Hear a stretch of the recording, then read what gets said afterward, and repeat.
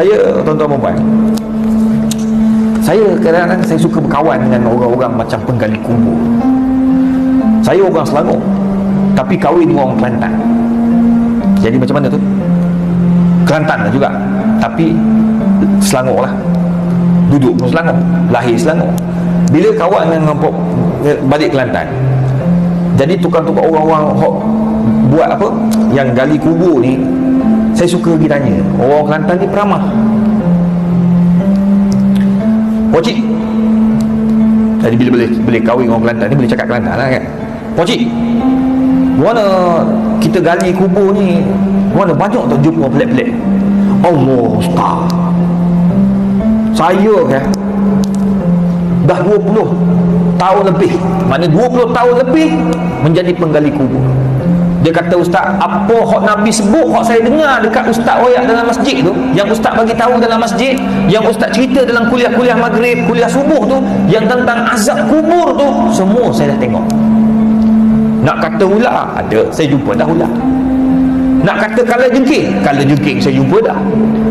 Masa nak masuk jenazah, saya dah ukur, saya 20 tahun lebih, Ustaz, nak masuk 30 tahun, gali kubur dia tugas saya. Dekat, dia panggil kubur apa dekat Kelantan, dekat PCB, paling besar tu kubur tu. Kubur paling besar lah, tuan-tuan. Bosor sungguh kubur tu, tuan-tuan. Dia kata, Ustaz, saya gali kubur dekat 30 tahun. Bayangkan Ustaz, saya ni kalau tengok jenazah saya ukur, saya pergi gali, selalunya jarang tak cukup tanah. Bila kita gali, nak jenazah sampai nak masuk tak boleh, sebab jenazah jadi panjang pula dah. Macam-macam tuan-tuan cerita pokok dia.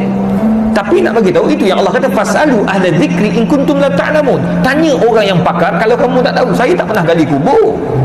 Saya pegang pen, baca buku boleh lah, baca kitab. Tapi tuan-tuan, yang tahu pengalaman, orang yang mandikan jenazah, orang yang gali kubur, orang yang jaga kubur, tuan-tuan, macam-macam. Hantu tu saya kira lah, memang jumpa selalu, dia kata. Tapi hantu dia tak takut. Tapi yang dia takut ni, yang Allah tunjuk ni, azab-azab. Macam-macam dia kata, Ustaz. Ada yang kita rasa kita masukkan dalam jenazah, wangi, ya Allah Ustaz, tak tahu siapa yang pakai minyak wangi. Saya ni tahu jenazah punya minyak wangi, dia ada bau dia. Kita boleh bayangkan bau jenazah kan, minyak wangi, dia pakai minyak wangi apa? Misk, bukan misk, dia pakai apa benda tu, apa? Kasturi ya. Saya tak ingat bahasa Melayu. Haji, ingat ni? Apa saya pun tak ingat. Tapi bau tu kalau bau tu memang kita, ini bau mayat. Selalunya gitu. Dia bau kapur, dia campur gitu. Ustaz, saya tahu Ustaz bau jenazah. Ini bau wangi betul Ustaz. Wangi yang tak ada, bukan pada jenazah ni kalau ikut kan. Tapi bila kita tanya orang yang bawa turun, bau tak? Bau. Semua pakat bau. Mana datang bau wangian tersebut? Wallahu a'lamu bissawab. Ada yang masih diturun bau najis, bau tai pun ada. Dia kata, Ustaz, ya Allah ya Tuhan, Allah akan tunjuk bila kita menghadapi benda-benda macam ni. Kadang-kadang orang kata ini khurafat. Jangan cakap khurafat, sebab benda ni ada di zaman Nabi. Nabi pun bagi tahu dah benda ni. Kena ingat azabil qabr. Allahumma inni a'udzubika min azabil qabr. Ya Allah, jauhkan aku daripada azab kubur. Belum lagi mahsyar, ni kubur baru. Sementara nak sampai mahsyar, kubur dulu. Kalau tak ada amalan-amalan ni tuan-tuan, macam mana nak bahagia kat kubur? Jadi dia kata apa? Kita orang ni kena ada nak buat rakaman Astro Oasis tu, duduk dekat kubur Gombak tu. Apa nama kubur saya tak tahu. Memang kubur teratur elok tu kan, bawah wilayah Persekutuan.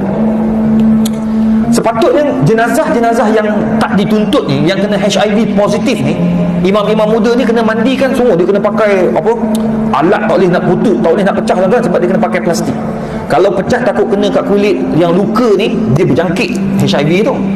Jadi memang amat-amat terjaga pakaian ni. Kita orang pun kena pakai, yang bagi markah ni pun kena pakai, takut merecik. Jadi jenazah daripada hospital sampai ke kubur sepatutnya pukul 7, pukul 8 pagi dah sampai. Sebab jenazah dalam keadaan beku daripada peti sejuk. So kita mandi tu, dia panas tak ada masalah. Nak jadikan cerita, pukul 8 patut dah sampai, tak sampai. Penggali kubur semua dah ada ni. Situ pun saya dapat ilmu lagi. Yang penggali kubur wilayah Persekutuan pula cerita kat saya, macam-macam kita orang ada. Saya suka korek cerita ni. Tapi nak kata, dia kata, Ustaz, ada yang saya gali kubur dekat satu kanan jadi highway lah. saya tak ingat highway mana, tapi dah jadi highway. Kubur tu kami ditugaskan gali-gali balik kubur, angkat, pindah ke tempat lain. Dia kata, ustaz, dalam banyak-banyak kubur itu ada kubur yang kita gali, ustaz, tubuhnya masih utuh elok. Yang hancur hanya dia punya kain kapan. Kami terpaksa balut balik. Bila tanya, siapakah dia? Imam sebuah surau dekat Kuala Lumpur.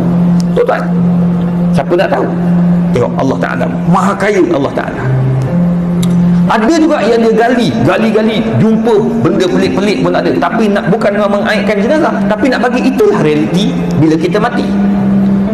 Tunggu jenazah tak sampai-sampai. Bila telefon hospital, dia kata ambulans tak hidup pula lah. Dah lah, mayat tu dah keluar daripada bilik sejuk, dah masuk ambulans, tak boleh hidup. Sedangkan ambulans tiga baru lagi. Dah tunggu pula, ambil, tukar ambulans baru, tukar, dapat ambulans buruk sikit, aircon tak berapa kuat, sampai pukul 10 pagi, tuan-tuan, matahari dah terik dekat tengah-tengah panas tu, bau dia buka pintu, bau, ya amat, ya Allah, ya Rabbi. Tengok, masa mandi jenazah, kita tengok tulang je, tuan-tuan, tulang dan daging ya. Kita kapan apa semua lengkap, angkat, berat Tuhan tahu.